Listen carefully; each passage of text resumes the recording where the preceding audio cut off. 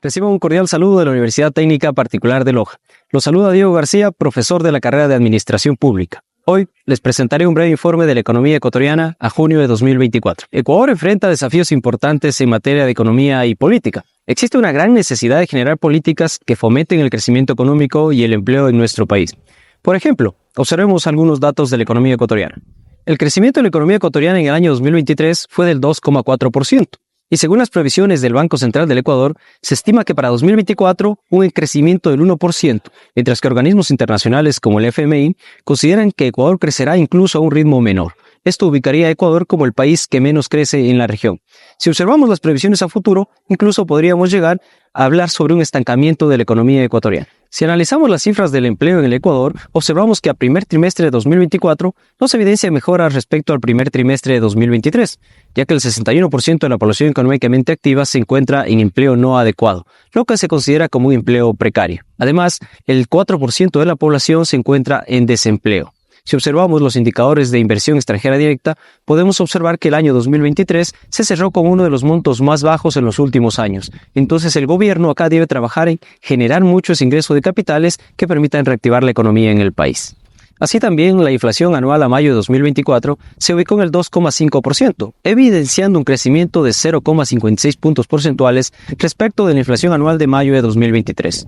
Esto como efecto del incremento del IVA, que pasó del 12 al 15% en abril de este año, como resultado de la reforma tributaria impulsada por el gobierno nacional, lo cual evidencia que los precios de los bienes y servicios aumentaron en el país por el incremento de impuestos como el IVA, y más no porque exista mayor capacidad del poder adquisitivo de los ciudadanos. O en otras palabras, no es que los ciudadanos tengan más dinero en su bolsillo y que por eso estén aumentando los precios. Además, si analizamos indicadores como la pobreza, podemos observar que el 26% de los ecuatorianos se encuentran en una situación de pobreza por ingresos.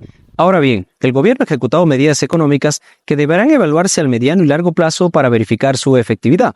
También ha implementado medidas para combatir la inseguridad, que es uno de los principales problemas que atraviesa el país. Medidas como la recaudación de ingresos para combatir la inseguridad, a través del aumento del IVA y la contribución temporal de seguridad, así como también la aprobación de una consulta popular. Sin embargo, aunque algunos indicadores muestran mejoras, aún la percepción de la ciudadanía sigue existiendo respecto a la inseguridad, lo que limita la reactivación económica que necesita el país. Finalmente, ¿hacia dónde debe ir Ecuador? Primero, es necesario implementar un plan de seguridad que dé resultados visibles a lo interno y a lo externo del país.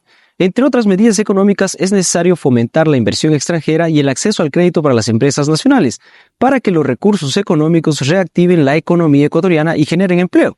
El empleo es uno de los principales factores para un mayor crecimiento económico del país. También es necesario implementar una focalización adecuada de los subsidios, trabajar por un gasto público eficiente y proponer un refinanciamiento de la deuda externa que le permita tener al gobierno nacional mayor liquidez para generar inversión pública en el país. Saludos desde Ecuador.